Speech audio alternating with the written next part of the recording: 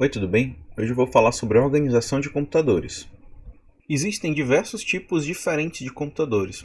Segundo Tannenbaum, a gente tem essa organização aqui: os computadores descartáveis, microcontroladores, computadores móveis e de jogos, computador pessoal, servidor e mainframe. Como exemplo de computadores descartáveis, é citado esse tipo de tecnologia, os cartões RFID e NFC, que na verdade eles não são bem um computador porque não tem um processador lá embutido neles, né?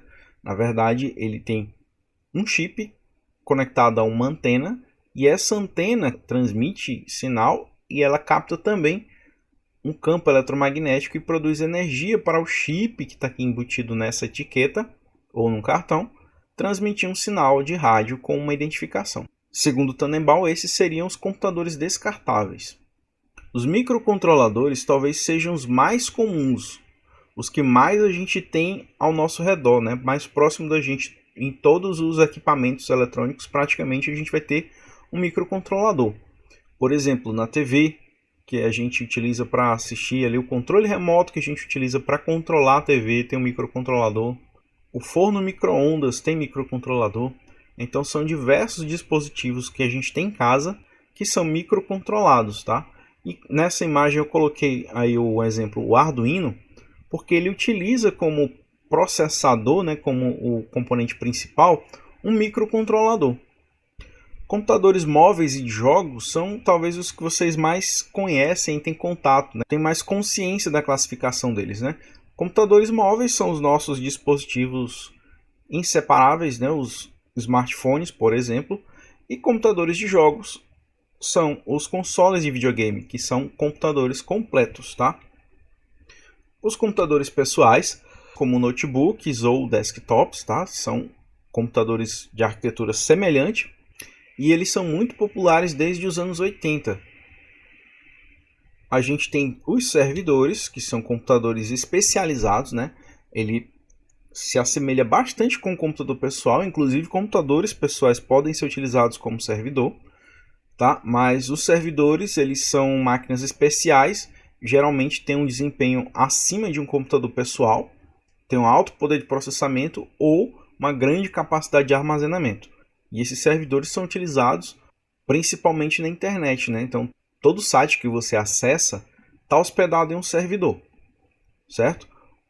E os servidores eles podem ser agrupados e funcionar como um único servidor, que é o caso dos supercomputadores baseados em clusters, tá? Um cluster é um aglomerado de computadores e esses computadores utilizam um único sistema operacional que funciona como se essa rede de computadores fosse um único computador. Então a gente tem aí uma categoria de supercomputadores. E os supercomputadores entrariam nessa lista aqui, mas eles são meio que um tipo de computador em extinção, porque justamente os clusters estão substituindo os supercomputadores. E a gente tem um último tipo aqui que são os mainframes. Os mainframes eles só existem por conta de sistemas, dos softwares antigos.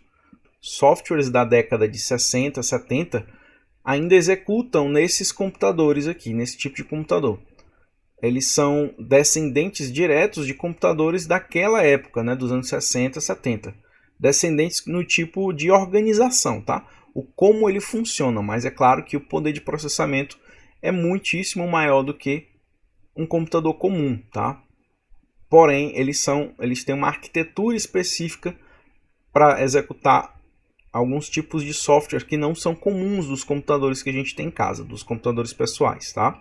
E como eu falei, a grande maioria dos computadores que a gente utiliza e nem percebe, eles utilizam aqui microcontroladores, tá? Por isso que eu coloquei ali em vermelho. Onde tem computador?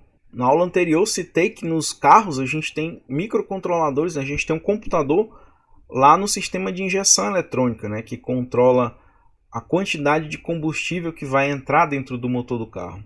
Mas a gente também pode encontrar microcontroladores, ou um computador no próprio painel dos carros de hoje. Os carros modernos têm ali a central multimídia, que tem um computador, que é capaz de executar músicas, que é capaz de fazer ligações, que tem lá um rádio enfim, tem muitas funções aqui, né? Ele é multimídia. Alguns carros já vêm com um computador completo aqui, ó, no painel do carro, né?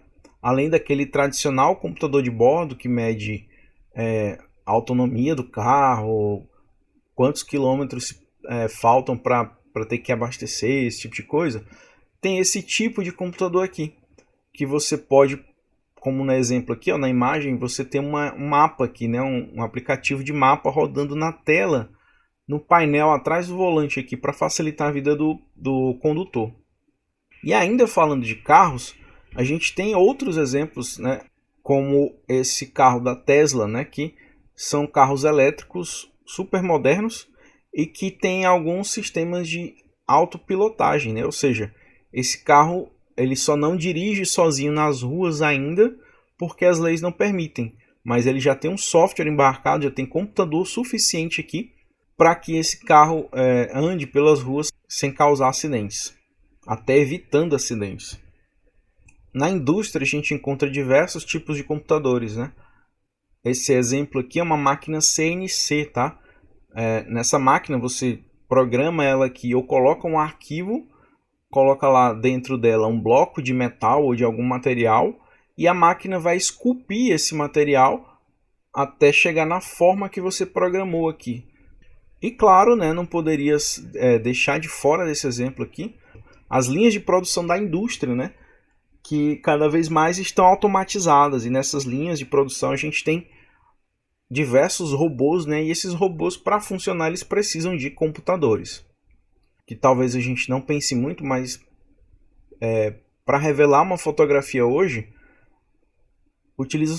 utilizam-se de máquinas semelhantes a essa aqui, tá? Que é um computador, e esse computador controla essa máquina aqui que vai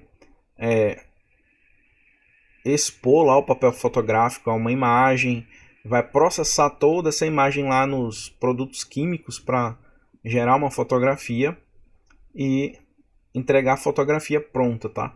Então isso aqui é uma forma de automatizar um processo que antigamente era feito totalmente manual. Outro exemplo que já é bastante comum, né, são as máquinas para fazer alguns tipos de exame, né? Por exemplo, essa aqui é uma máquina de ultrassom. As gestantes, né, precisam fazer lá o pré-natal, então elas muitas vezes vão fazer exames de ultrassom, né, para verificar como o bebê tá, né, o tamanho do bebê, o sexo do bebê, enfim.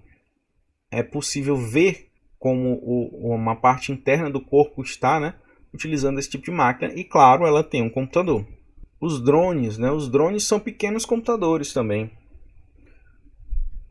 Esse equipamento, apesar de ser controlado por um controle remoto, mas ele tem a sua estabilidade de voo totalmente autônoma, né? Quando uma pessoa liga um drone e levanta voo, a pessoa não manipula o drone ali para estabilizar o voo dele. A estabilização de voo de um equipamento desse tipo aqui é autônoma, né? A pessoa que vai pilotar o drone, ele vai apenas dar comando para ir para frente, para trás, para cima, para baixo, e não se preocupa com a estabilização de voo. E as aplicações são muitas, né? Por exemplo, aqui é um drone que está aplicando algum tipo de defensiva agrícola numa plantação.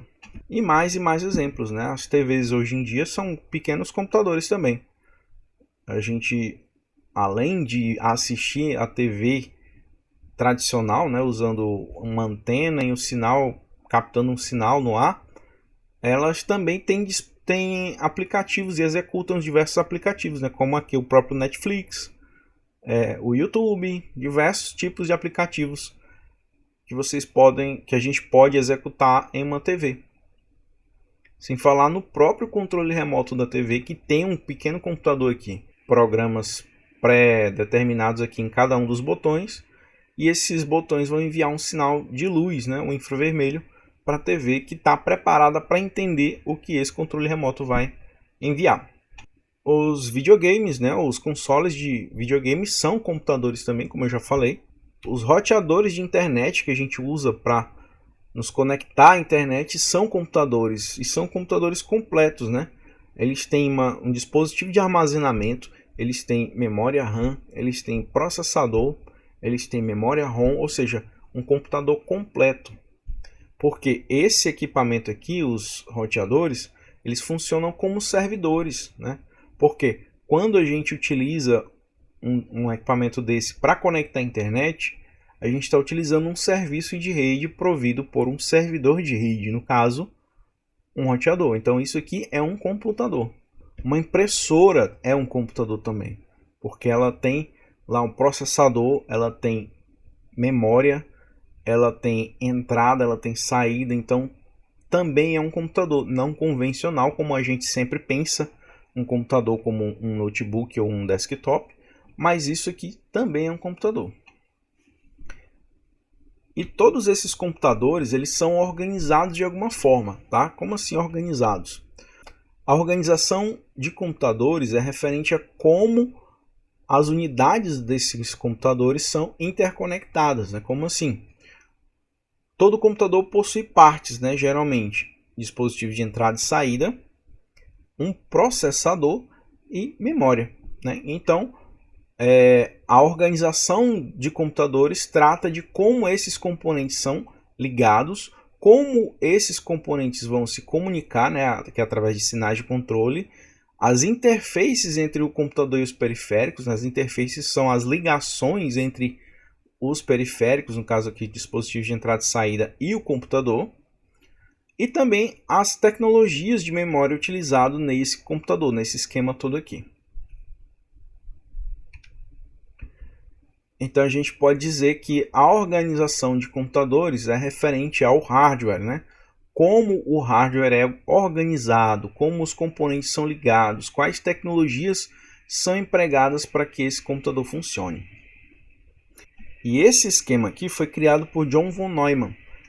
Ele era um matemático e lá nos anos 50 ele fazia parte das equipes que construíram computadores como o ENIAC, tá? E ele propôs colocar na memória principal tanto o programa que o computador ia executar, quanto os dados que esse computador ia executar junto do programa. Então tudo isso ia para a memória principal e de maneira eletrônica, né? Então o processador teria acesso a esse conteúdo, os programas e os dados para esse programa, e ele executava. Para a gente entender melhor, um programa e os dados do programa. Como assim, né? O que é o programa? O programa é como fazer, né? É uma receita que o computador tem que indica para ele os passos que ele deve seguir para executar determinada coisa, tá? E os dados são os números ou os valores com os quais esse programa, né, o computador vai utilizar para executar o programa. Por exemplo, somar dois números, né? O programa seria somar, né? A instrução é somar. Mas somar o quê? Somar os dados, né? A gente vai ter dois operandos, pelo menos, né? Um operando A e um operando B, por exemplo, e o programa é somar A mais B. Então, a gente tem aí os dados e o programa juntos nessa memória. Tá? O programa é somar e os dados são A e B, né? Os valores que vão ser somados. E mais uma vez, tudo se resume a entrada, processamento e saída, tá? Aqui a gente vai ter sempre um dispositivo de entrada e saída para fazer a entrada de dados. A gente vai ter aqui esse conjunto de processador e memória para executar, né? Ou seja, para processar o conteúdo, o programa e os dados. E a gente vai ter um resultado disso tudo que vai estar na saída, né? A gente vai ter um dispositivo de saída para exibir o dado da saída. E esse hardware geralmente é composto de três partes. A CPU, né, a unidade central de processamento, essa parte do meio aqui, né, essas duas partezinhas aqui. É composto também por uma memória principal. E essa memória principal a gente vai ter memória RAM e memória ROM. E tem também as memórias secundárias, né, que elas vão aparecer aqui como equipamentos de entrada e saída. Vamos já entender isso. E também, né, a terceira parte que compõe o hardware seriam os dispositivos de entrada e saída ou periféricos de entrada e saída. Por hoje é isso. Próxima aula eu vou falar sobre memória. Até a próxima.